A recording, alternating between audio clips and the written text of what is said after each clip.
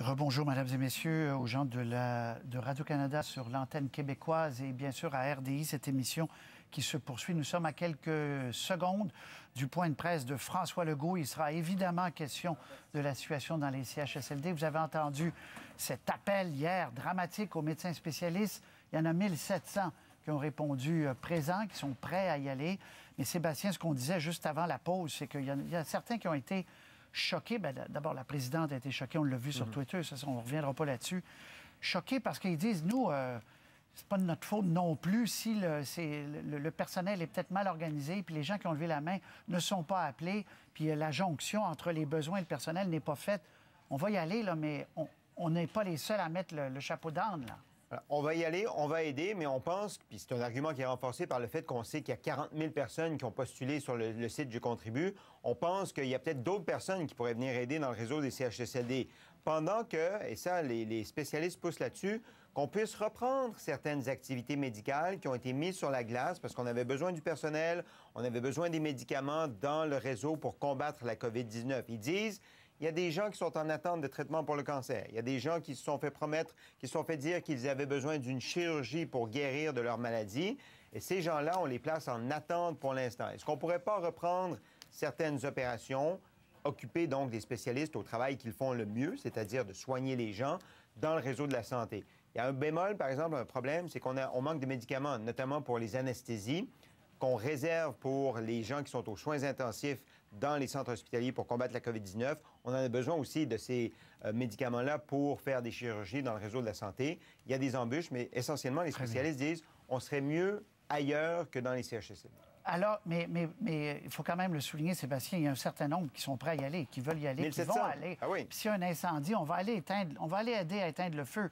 Mais ne mettez pas sur nous, parce que sur les réseaux sociaux, là, c'était hier, c'était fascinant, là, c'était ils avaient le mauvais rôle, effectivement, de ne pas avoir voulu participer à la grande corvée nationale. Or, eux disent, écoutez, là, c'est pas comme... Bon, on n'avait pas refusé, on verra. Mais quelque chose qui a offusqué et vexé les gens, c'est le 211 de l'heure aussi. De dire que les médecins se sont négociés pour aller travailler ou être mobilisés un salaire de 211 de l'heure, alors qu'ils vont travailler avec des préposés aux bénéficiaires qui gagnent quoi? 15-20 de l'heure, des infirmières qui peuvent gagner 40 de l'heure. Bon, il y a des gens qui avalent ça de travers cette négociation que les médecins ont réussi à faire avec le gouvernement, alors que d'autres sont réquisitionnés pour être déployés dans le réseau de la santé sans qu'on leur pose une seule question. Oui, la représentante des infirmières nous disait hier, la représentante syndicale, que elle n'avait pas eu ce talent de négociation que les médecins spécialistes avaient eu. Le 211, il faut quand même préciser que c'était un tarif qui était, il y a quelques semaines, prévu pour ceux qui allaient aider à la COVID-19 dans les hôpitaux et non pas dans les CHSLD.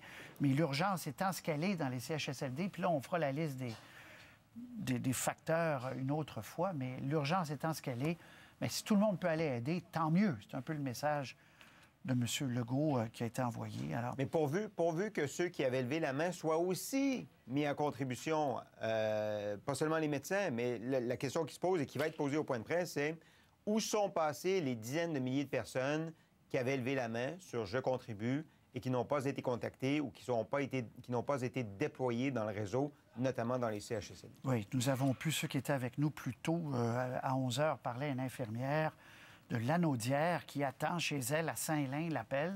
Elle est prête à y aller, mais personne ne l'appelle. Alors, on voit la complexité du réseau. On laisse la parole, mesdames et messieurs. Sébastien se retrouve après au premier ministre François Legault, à sa ministre de la Santé et au docteur Arruda.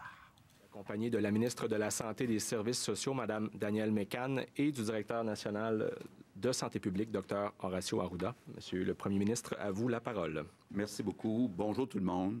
Avant de vous donner le bilan de la journée, je veux apporter une précision. Vous allez voir, le nombre de décès est élevé. Par contre, ce ne sont pas des décès pour la majorité qui viennent des dernières 24 heures. Il y a eu un changement de méthode de la part de la santé publique dans la saisie des données. Puis il y a eu aussi beaucoup d'analyses épidémiologiques, pas simple, qui ont été faites sur des patients qui sont décédés au cours de la dernière semaine. Et juste vous dire aussi, puis c'est important là, parce qu'il y a beaucoup de gens qui comparent avec ailleurs dans le monde. Ici au Québec, le choix qu'on a fait, c'est de déclarer tous les patients, même les patients qui n'ont pas été testés, mais qui ont les définitions là, pour être des patients qui sont décédés de la COVID-19. Donc, on veut effectivement avoir le vrai nombre de décès de la COVID-19, testés ou non. Je pense que c'est important par transparence, mais c'est important aussi pour avoir le portrait exact. Ça ne veut pas dire que c'est comme ça que c'est fait ailleurs dans le monde. Donc, aujourd'hui, on a malheureusement 143 décès. On a maintenant un total de 630. Donc, bien sûr, je veux offrir toutes mes condoléances aux familles des personnes qui sont décédées. On a maintenant 15 857 cas confirmés. C'est une augmentation de 997. On a 1018 personnes hospitalisées. C'est une augmentation de 34. Et on a maintenant 209 personnes qui sont aux soins intensifs. Donc, c'est une diminution de 9. Donc, comme vous le voyez, si on regarde juste la situation dans les hôpitaux, la situation est vraiment sous contrôle, vraiment en train de se stabiliser. Par contre, ça reste difficile, comme on le dit depuis quelques jours, dans les CHSLD, donc les personnes aînées qui sont vulnérables. Hier, j'ai fait un appel spécial à tous les médecins, spécialistes et généralistes de venir nous donner un coup de main dans les CHSLD, pas nécessairement comme médecins, mais comme personnes qui peuvent, avec leurs connaissances, aider nos infirmières, nos préposés, aux bénéficiaires. Et très content de voir que depuis hier soir, on a 2000 médecins qui ont accepté de répondre à mon invitation. Donc, je suis très content, très touché, puis je les remercie, les médecins, de venir nous donner un coup de main dans les CHSLD. Ça va nous aider beaucoup. Évidemment, ça va être un gros défi de faire travailler tout ce monde-là ensemble, des gens qui ne sont pas habitués de travailler ensemble. Ça ne va pas être facile, il va falloir bien s'entendre sur la définition des tâches de chacun. Ça ne va pas être parfait, on le sait déjà, d'arriver tout à coup puis d'ajouter 2000 personnes dans les CHSLD, mais on va s'ajuster au fur et à mesure. Et l'important, c'est de se dire, bon, mettons tous chacun un petit peu d'eau dans notre vin. Ça ne sera pas facile nécessairement, surtout dans des conditions qui sont vraiment exceptionnelles. Mais moi, je suis convaincu qu'avec la bonne foi, la bonne volonté de tous les Québécois, on est capable de faire travailler tous ces gens-là ensemble, puis de s'occuper de l'urgence nationale qui est d'aider nos aînés les plus vulnérables du Québec. Donc, je demande à tout le monde de faire un effort. Je vous préviens déjà, je suis certain que dans les prochains jours, on va entendre des histoires où les tâches ne seront pas assez bien définies ou bien définies et on va s'ajuster. Mais je pense qu'on doit ça à nos aînés de faire cet effort collectif exceptionnel. Un mot sur nos discussions avec le gouvernement fédéral. Bon. D'abord, ce qu'on a demandé au gouvernement fédéral, c'est d'avoir des employés de l'armée qui sont qualifiés en santé. Là, c'est pas clair combien il y en a. Il y en aurait peut-être entre 60 et 100. Donc, ce n'est pas les 1000 dont on parlait hier. Les 1000 dont on parlait hier, c'est un site fédéral qui est un peu comme notre site au Québec, Je contribue, où les gens qui veulent venir aider déposent leur CV.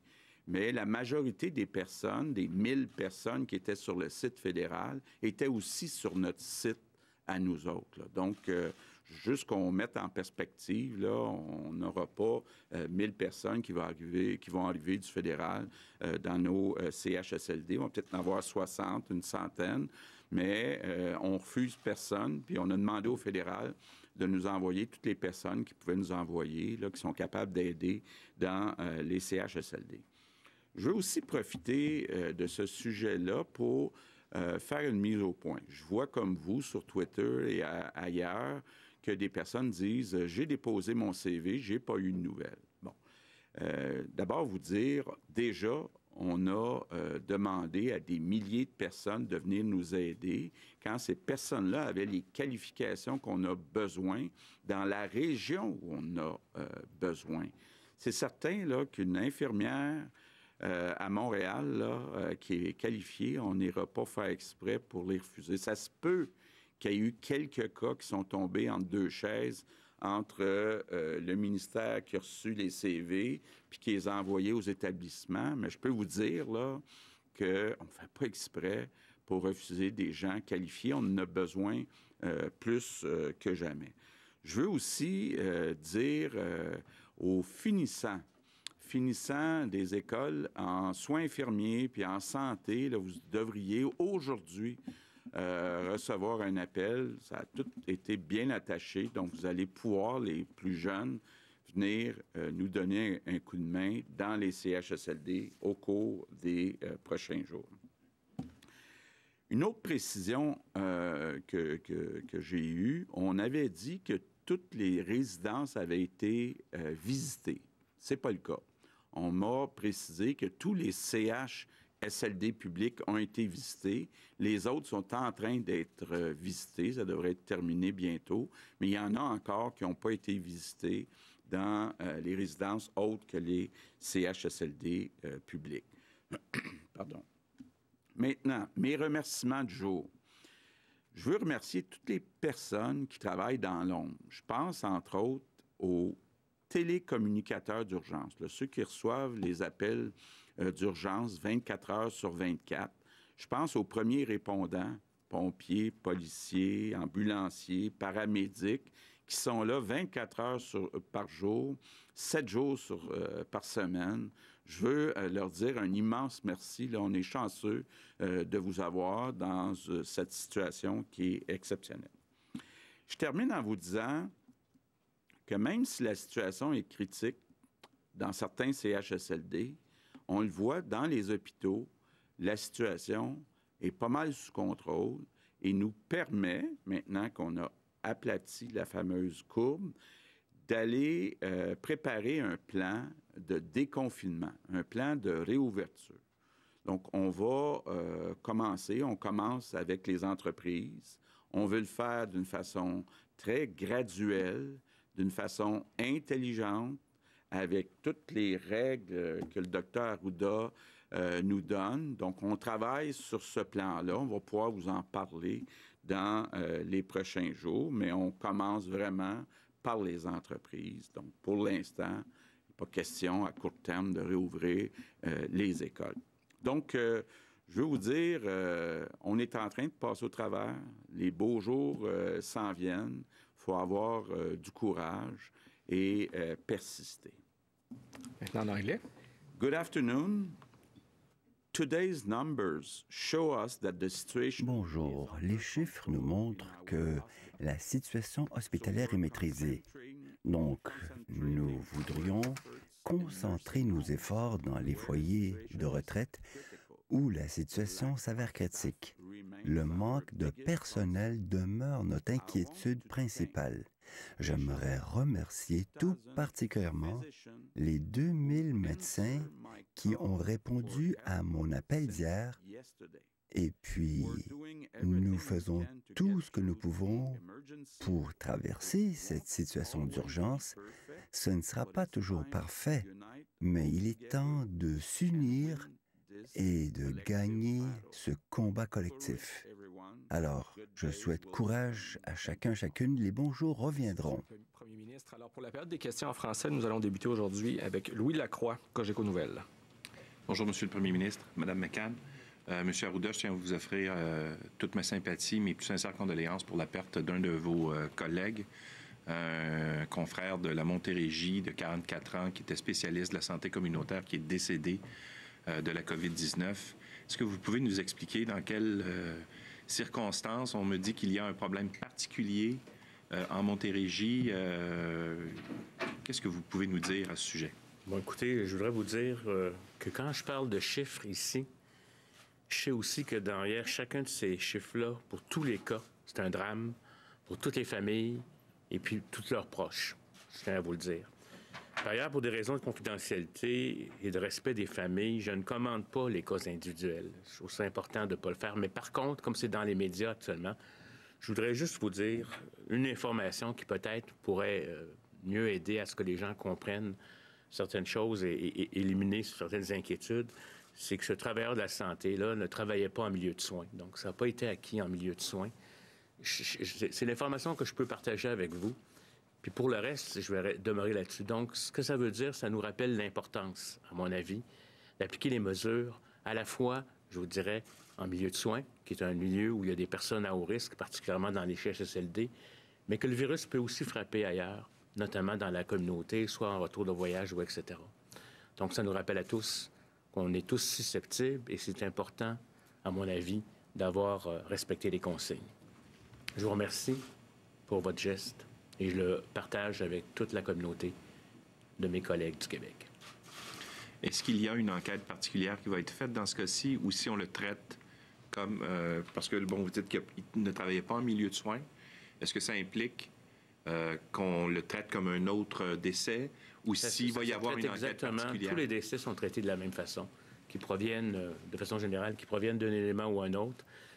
Tout est traité de la même façon. Si la cause de décès, le constat de décès se fait à l'hôpital, ça se ferait d'une certaine façon. Si ça se fait dans un CHSLD, ça se fait aussi de la même façon, mais avec un médecin qui doit porter le diagnostic. Puis s'il y a des situations où ça prend une enquête du coroner, ça se fait. Mais c'est pas parce que c'est un cas particulier. Ça se fait exactement comme d'habitude. On n'a pas les résultats, bien entendu. Merci. Prochaine question, Fanny Lévesque, La Presse. Et bonjour à vous. Monsieur Legault, ça fait... On peut nommer plusieurs initiatives, décrets qui ont été faits dans les derniers jours, dernières semaines, que ce soit d'aller chercher la possibilité d'aller chercher du personnel enseignant. Vous avez parlé qu'il y en aurait 2000 qui auraient des compétences en soins médicaux. Là, il y a le décret pour les finissantes. Donc, ça fait des jours, des semaines que vous donnez les moyens pour aller chercher des renforts dans la société. Comment se fait-il que ces gens-là ne soient pas encore à pied d'œuvre dans le réseau? Est-ce qu'on est devant un problème de renfort ou un problème de bureaucratie? Moi, je pense que la grande majorité des gens qui répondent à nos besoins sont actuellement dans le réseau. On peut, comme je le disais tantôt, peut-être avoir échappé quelques cas, mais ceux qui peuvent vraiment aider, qui ont les qualifications pour aider, sont déjà dans le réseau. Moi, je suis très encouragé, évidemment, que les 2000 médecins qui acceptent de venir mettre l'épaule à la roue dans les CHSLD, pas nécessairement faire du travail de médecin, mais venir épauler les infirmières, les préposés aux bénéficiaires. Moi, je suis très encouragé qu'on va être capable, dans les prochaines semaines, de reprendre le contrôle dans les CHSLD. Parce que, par exemple, si on prend l'exemple des enseignants, il y a eu le décret vendredi... Les cégeps attendent la fameuse liste des CIUS pour savoir c'est quoi le besoin. Les gens sont prêts à être mobilisés, mais ils ne reçoivent pas l'appel pour y aller ou ils n'ont pas la liste encore des CIUS. Est-ce qu'on est bien organisé pour que l'information descende et que les gens soient déployés dans le réseau? Oui, en fait, on fait ça de façon régionale, puis je pense que c'est important de dire qu'on a 3 volets au niveau de l'éducation, là, puis on salue d'ailleurs les gens de l'éducation qui viennent nous aider. Alors, comme vous l'avez mentionné, on a les gens qui sont formés en santé, mais on parle des finissants. Et c'est l'arrêté qu'on a passé hier. Les infirmières auxiliaires, les travailleurs sociaux, les inhalothérapeutes, les technologues médicaux, tous un profil en santé et services sociaux. On voulait qu'ils ne perdent pas leur année. Il leur restait un stage. Alors, on s'est entendu avec l'éducation. Ça a été fait hier, complété. Alors, on va pouvoir bénéficier de tous ces gens qui vont faire partie des ordres professionnels ou des associations et vont pouvoir venir nous aider. Ça, c'est beaucoup de monde. Ensuite, on a, comme vous l'avez mentionné, les professeurs et le personnel de soutien. C'est en cours actuellement. Les liens sont faits au niveau régional là, avec les établissements d'enseignement. Il y a différentes initiatives qui sont prises. Alors ça, c'est vraiment en cours. Et on fait un appel à tous les étudiants tous les étudiants des autres programmes. Et il y a des courriels qui vont être envoyés à tous les étudiants des établissements d'enseignement dans tous les programmes qui pourraient venir travailler avec nous comme préposés aux bénéficiaires. Alors ça, c'est en cours actuellement. C'est un grand effort de collaboration avec le secteur de l'éducation. Prochaine question. Oui, allez-y. Peut-être un point, là. Comme vous le savez, là, j'essaie d'être le plus transparent possible. C'est certain qu'il y a certaines personnes qui peuvent craindre de venir travailler dans les CHSLD qui ne savent pas comment utiliser les équipements de protection comme les masques. Donc, un des gros avantages des médecins, c'est qu'ils savent comment utiliser ces équipements-là. Mais quelqu'un qui a enseigné, qui a étudié, qui n'a pas utilisé les équipements de protection, bien, je peux comprendre que leurs représentants veuillent poser beaucoup de questions pour s'assurer qu'on ne met pas en danger leur vie, là. Donc, ça a fait partie des discussions des derniers jours aussi. Et moi, je compléterais ce que dit le premier ministre en disant que c'est prévu, une formation pour les gens là, qui n'ont pas nécessairement une formation en santé, notamment les étudiants des autres programmes, puis les professeurs, puis le personnel de soutien, une formation en accéléré là, pour leur donner vraiment tout ce qu'il faut pour les équipements de protection, puis pour aussi l'organisation. Alors, on n'envoie pas quelqu'un là, à froid comme ça ou à chaud. Là. On va former ces personnes-là avec des capsules qui ont été préparées là, exactement pour cette clientèle. Merci. Maintenant, au tour de Patrick Belrose, le Journal de Québec, le Journal de Montréal. Oui, bonjour à tous. Monsieur Legault, le maire Régis Labaume semble très mal à l'aise à l'idée de rouvrir les écoles d'ici la fin de l'année scolaire. Est-ce que vous envisagez toujours un retour en classe d'ici la fin de l'année scolaire? Et si oui, comment est-ce qu'on va s'assurer de garder une distance physique entre les élèves? Bon, ça fait partie des discussions qu'on a. Comme je le disais tantôt, on ne prévoit pas à court terme réouvrir les écoles, mais on n'exclut pas de les réouvrir avant la fin de l'année scolaire actuelle. Donc, on va bien sûr s'assurer qu'on prenne toutes les mesures nécessaires pour protéger nos jeunes. On va y aller d'abord avec des raisons de santé. Donc, ce que je veux dire par là, il y a toutes sortes de théories. Est-ce qu'on doit immuniser les personnes qui sont moins à risque pour éviter une trop grosse vague à l'automne? C'est toutes ces discussions-là qu'on a, mais c'est d'abord des discussions qui sont en fonction de la santé des enfants, la santé des enseignants. Et M. Trudeau affirme avoir reçu une demande de Québec seulement hier pour l'aide de l'armée. Je sais qu'il y avait des discussions auparavant. Pourquoi avoir attendu jusqu'à hier pour faire une demande et qu'est-ce que vous attendez précisément comme aide fédérale? Ce qu'on discute avec le gouvernement fédéral, puis bon, c'était pas clair à la même heure hier. On pensait qu'il y avait peut-être 1000 personnes de l'armée qui avaient une formation en santé. Là, on n'a pas le chiffre, mais on entend dire que c'est peut-être entre 60 et 100. Donc, nous, s'il y en a 60, on est prêt à prendre les gens de l'armée qui ont une formation. On ne veut pas envoyer d'un CHSLD des gens qui n'ont aucune formation médicale. Prochaine question, Patrice Bergeron, La Presse canadienne. Il y a 2/3 des Québécois atteints d'un cancer qui ont répondu à un sondage de la coalition Priorité Cancer. Et ils disent que la gestion de la crise sanitaire nuit à leurs soins. Ils sont anxieux. Quand allez-vous en faire plus pour les personnes atteintes de cancer, plus de traitements et de chirurgie?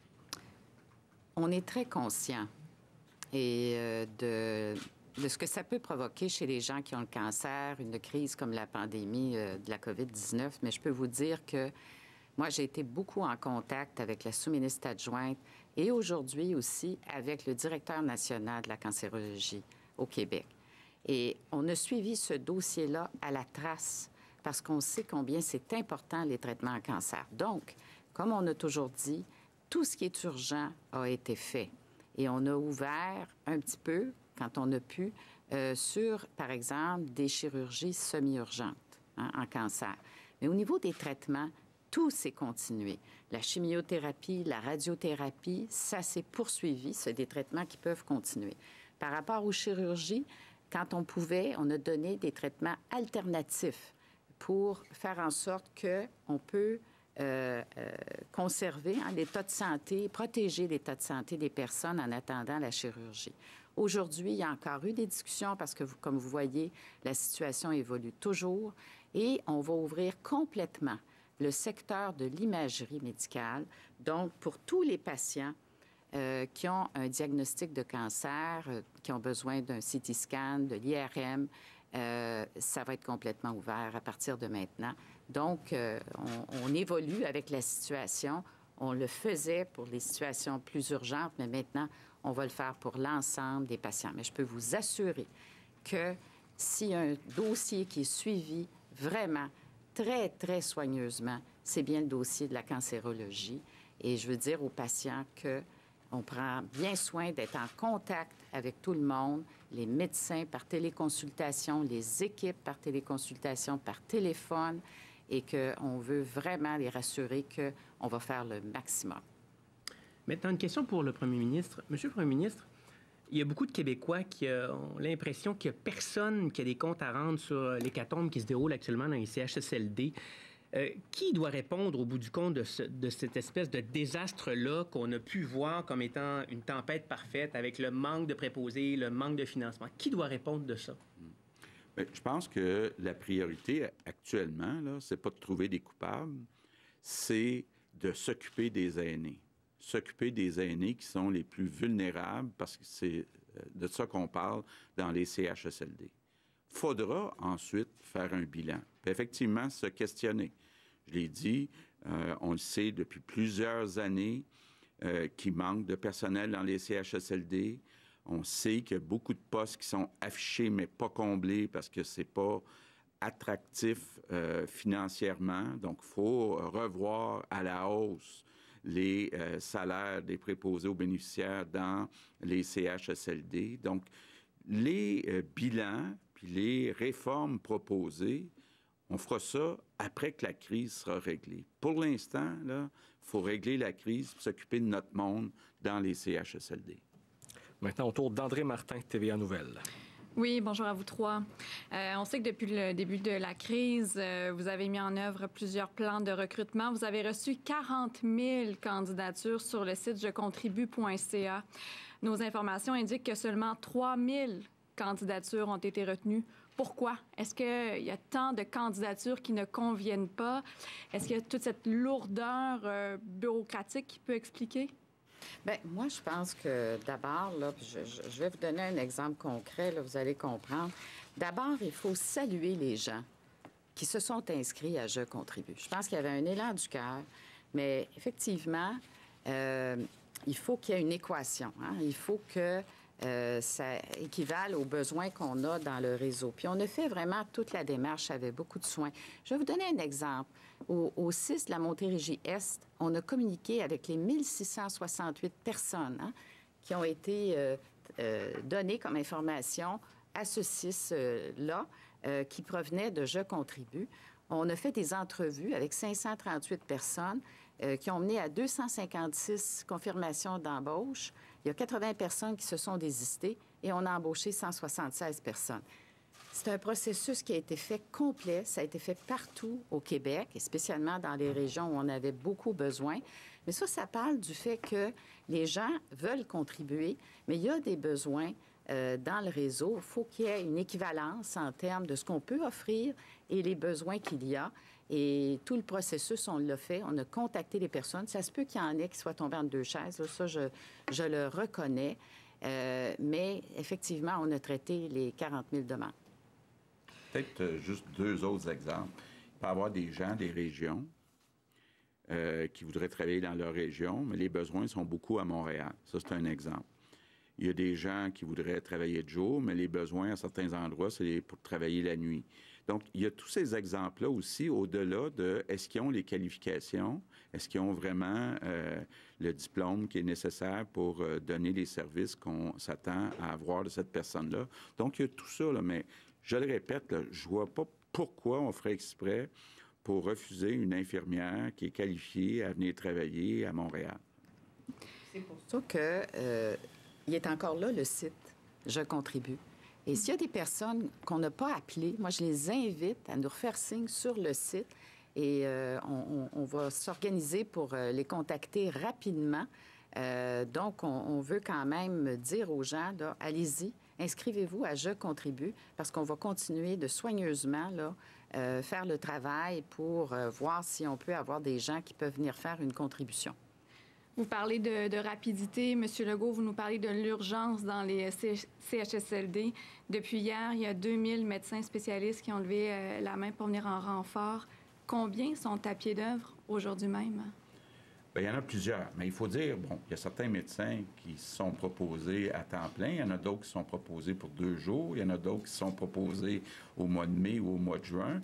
Donc, on ne peut pas dire qu'il y en a 2000 qui sont prêts à travailler aujourd'hui à temps plein, là, mais tous ceux qui sont prêts à travailler à partir d'aujourd'hui, là, on est en train de déployer. Ce ne sera pas simple, comme je le disais tantôt, là, de prendre un médecin spécialiste, faire travailler. Ils ne sont pas habitués. Les infirmières, les préposés aussi. Tout ce beau monde-là n'est pas habitué de travailler ensemble. Donc, ça va être beaucoup essais-erreurs. Mais on doit ça à nos aînés. Donc, on va les intégrer dans le réseau rapidement. Puis, on a besoin de ces 2000 médecins. Prochaine question, Olivier Bossé, Le Soleil. Bonjour. J'aimerais savoir, vous avez effectué plusieurs appels à l'aide, c'est le cas de le dire. Dans combien de personnes, depuis, mettons, le 15 mars, combien de nouvelles personnes sont venues travailler dans les CHSLD en tout? Là? On en a 2000 là, pour les médecins, mais au total, ça fait combien? Bien, écoutez, on va faire l'évaluation là bientôt parce que je peux vous dire, là, la liste des appels qu'on a fait, hein, parce qu'on a fait beaucoup de choses. On a les étudiants dont je vous ai parlé. Ça, évidemment, on va le comptabiliser. Il y a également les ESSAD, hein, les entreprises d'économie sociale. On a réglé, évidemment, une entente avec eux et ils vont commencer maintenant là, à travailler dans les CHSLD. Alors ça, c'est probablement des centaines de personnes là, parce qu'il faut voir qui va arriver sur le terrain. Mais ça, c'est très intéressant parce que ce sont des gens qui sont formés, qui travaillent en maintien à domicile habituellement. Donc, ils sont formés pour travailler auprès des personnes qui sont en perte d'autonomie. On a parlé des médecins. On a parlé de Je contribue. Évidemment, on est allé chercher 3000 personnes avec Je contribue. Et les proches aidants aussi. On a ouvert cette semaine sur les proches aidants. Et là aussi, on va avoir des personnes, évidemment, qui vont nous aider là, dans les CHSLD. Alors, on va faire un bilan de tout ça. Mais c'est sûr qu'avec les 2000 médecins, avec les 3000 Je contribue, ça fait déjà 5000 personnes. Mais on doit vous dire qu'il y a quand même plus de 6000 travailleurs de la santé qui sont absents actuellement. Je pense qu'on est à 6000 actuellement aujourd'hui. Donc, il faut les remplacer. Et il faut les remplacer. Puis aussi, on a un manque à gagner. Alors, on n'avait pas suffisamment de personnel en partant. Alors, évidemment, on veut tout prendre les personnes qui veulent faire une contribution parce qu'aussi, avec la COVID-19, ça prend davantage de temps pour s'occuper des personnes. Hein? Il faut mettre le matériel de protection, il faut l'enlever, il faut prendre plus de soins avec les personnes qui ont la COVID-19. Donc, on a besoin de plus de personnel. Mon autre question était sur un cas plus précis qu'on a rapporté ce matin, un résident d'une résidence privée de 79 ans avec des problèmes de santé mentale qui refuse de se confiner. N'a pas de symptômes, donc la police et le CIUS disent on peut rien faire, mais là, en même temps, il sort, il rentre de la résidence, il met en danger, en quelque sorte, les autres résidents. C'est quoi les recours pour empêcher cette personne-là de mettre les autres résidents en danger? Écoutez, il y a une ordonnance qui a été faite en termes de confinement des personnes dans les résidences comme telles. Le directeur de santé publique, après avoir évalué la situation là, pour voir exactement c'est quoi l'histoire, là, parce que faut faire attention non plus de ne pas embarquer dans des gens qui font de la délation de personnes qui ne sont pas à risque. Mais s'il y a une menace appréhendée dans l'établissement ou dans cette résidence-là, bien, le directeur pourrait l'obliger à être confiné, même par de force. On essaie toujours quand même de le faire par convaincre avant de contraindre, mais les moyens sont là. La loi de santé publique le permet. Pour une période de 14 jours, il s'est réévalué comme tel. Donc, ça prend véritablement une évaluation par le directeur de santé publique qui a ce pouvoir-là. Alex Boissonneau, Radio-Canada. Voici ce que Bonjour. J'aimerais ça revenir sur les proches aidants qui pourront aller prêter main forte dans les CHSLD. Vous avez dit mardi que ça pourrait commencer, que les gens pourraient commencer à rentrer. Selon les informations qu'on a, entre autres dans l'ouest de l'île de Montréal, on a dit qu'on a mis ça sur la glace parce qu'on n'était pas prêt. On a été pris par surprise. J'aimerais ça savoir comment ça se passe sur le terrain. Est-ce que cette situation-là se répète ailleurs? Est-ce qu'il y a plusieurs endroits où on met ça sur la glace parce qu'on n'est pas prêt à recevoir les proches aidants? Et est-ce que vous êtes allé trop vite en l'annonçant? Est-ce que vous auriez dû consulter les CIUS avant? Bien, on va s'informer parce que je comprends que il faut faire bien attention. Il y a des conditions qui ont été invoquées par la santé publique qu'il faut respecter. Quand on est dans un CHSLD où est-ce qu'il y a une éclosion, le proche aidant ne pourra pas y entrer. Alors, il faut voir au CIUS ouest de l'île quelle est la situation. On va faire contact avec eux, on va leur donner tout le support. Mais moi, c'est pas venu à mes oreilles qu'il y avait d'autres endroits où on a mis un frein à cette initiative. Alors, on va appeler le CIUS ouest de l'île et on va s'informer.